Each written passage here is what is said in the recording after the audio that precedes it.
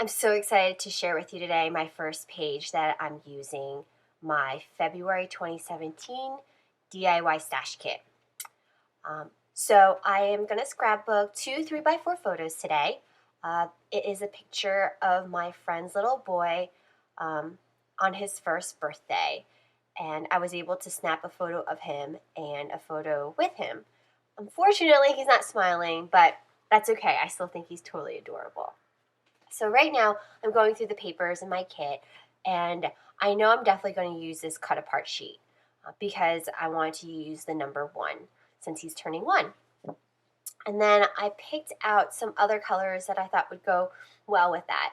So I selected a blue sheet, the yellow cardstock I thought would be a good base, and the blue sheets were the wood green blue and the ombre striped navy blue. So now I'm deciding which ones would be best, and I end up choosing just this ombre navy striped sheet with the yellow cardstock. Um, Definitely because it works really well with that number 1. And at this point, I'm trying to figure out if I want to mat it or not.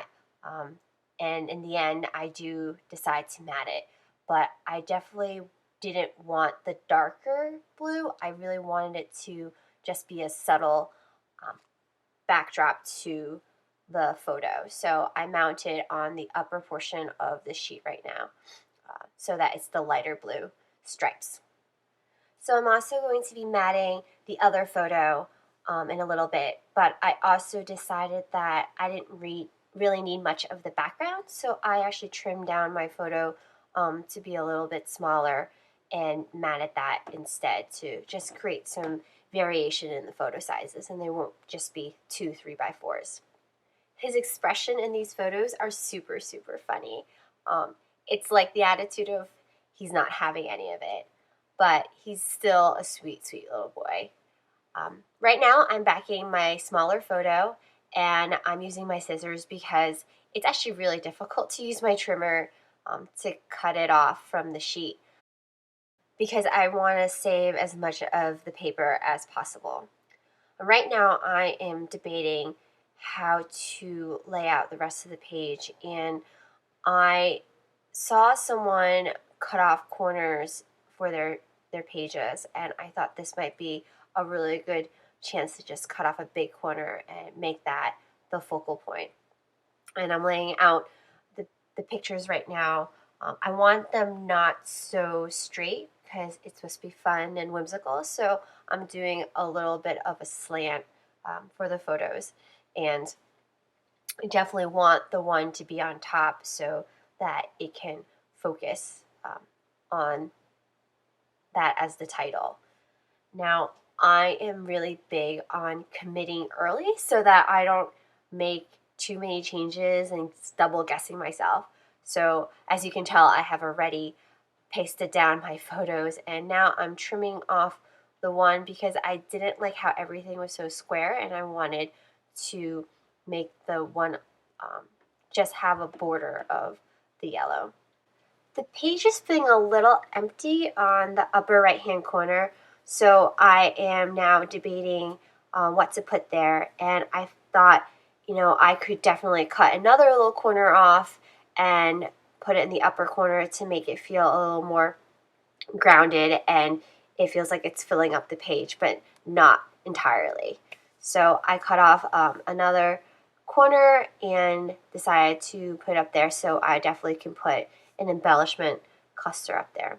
Now I'm going through the Maggie Holmes Shine ephemera pack, trying to figure out what would go really well with the page, and I did pull out that script, little script card, and I thought it'd be great to add to the back because if I put the one down, it would blend with the yellow. But as you can see now, I had decided that I needed a little more besides just the yellow, and I went into my Dear Lizzie die cuts and pulled out this blue like arrow die cut and so that when the one lies on top of the yellow, it doesn't blend in. And now I'm also adding the little script because it just reminds me of kindergarten or, early school days where you're learning how to write. And I thought that would be cute to add right underneath it. So that I was able to put the one on top and it stands out a little bit more in front of the yellow cardstock. And now I just added that canvas tag to the bottom corner so it doesn't seem so pointy at the bottom. Now I'm looking at my Maggie Holmes bows, and I really think it'd be a good touch to add some more yellow in the different areas that I plan on embellishing. So I'm embellishing that upper right hand corner with a bow, and I have 2 more packs of these, so I am getting the other yellow bows in the other packs, and I added the yellow bow to the lower right hand corner where the canvas tag is, and then in the upper corner to just make that triangle effect. So I'm going through my embellishments again, and I remembered I had the Chamel wood buttons, and I thought they were really adorable and would be a just nice simple touch to add to the different embellishment areas.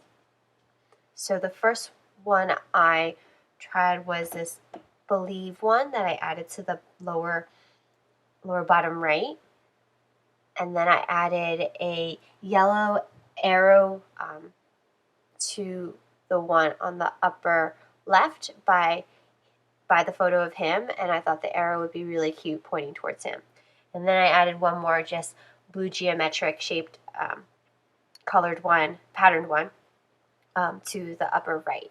And then I have these Studio Calico word stickers that I thought could also add to the embellishment clusters. So the first one I definitely saw was "You Are Adorable," and I had to put that right by him, make it nice and bold because he is a really, really adorable kid. And then I picked out "Happiness" to go at the bottom right. And then I added one more "Happy Place" to the upper right. And that was what I ended up doing for the embellishment clusters. So now I'm adding my journaling. I wrote, "This little boy turned 1. We went to the park to celebrate. He's totally adorable."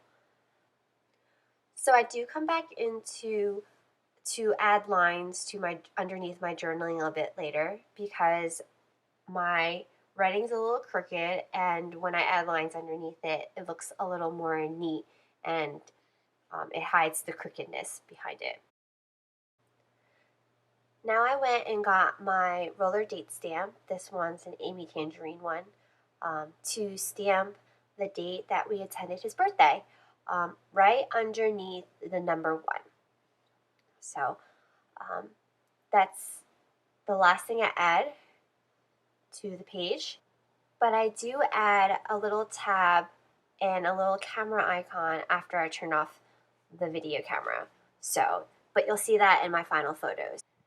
Please give me a thumbs up if you liked my process video, and subscribe to be notified when I upload my next video. Have a crafty day!